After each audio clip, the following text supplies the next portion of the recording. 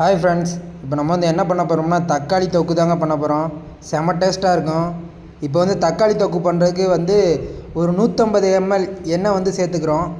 அதுக்கப்புறம் ஒரு 2 பெரிய வெங்காயம் எடுத்து கட் பண்ணி போட்டுக்கிறோம். அது நல்லா வேக விட்டு நல்லா ஒரு கிண்டுன்னு கிண்டி விட்டுட்டு அதுக்கப்புறம் நம்ம ஒரு கருவேப்பிலை கொஞ்சம் சேர்க்குறோம். கருவேப்பிலை சேர்த்ததுக்கப்புறம் பச்சை மிளகாயை போடுறோங்க. பச்சை மிளகாயை போட்டு நல்லா கிண்டி விட்டுறணும். அதுக்கப்புறம் தக்காளி நம்ம சேர்க்கணும். அடுத்து தக்காளியை சேர்த்து நல்லா கிண்டி விட்டுக்கிட்டே இருக்கணும். கீழே பிடிச்சிரும், அதனால் பார்த்து நம்ம கிண்டிக்கிட்டே இருக்கணும். இங்கே பாருங்கள், நல்லாவே கொதித்து வருது பாருங்கள். அதுக்கப்புறம் நம்ம ஒரு 4 முட்டையை எடுத்து உடச்சி ஊற்றிக்கிறணும். உடச்சி ஊற்றினதுக்கப்புறம் நல்லா ஒரு கிண்டி விட்டுக்கலாம். அவ்வளோதான், தக்காளி தொக்கு ரெடி ஆயிடுச்சு. அதுக்கப்புறம் நம்ம கருவேப்பிலையை போட்டு இறக்கிடலாம்.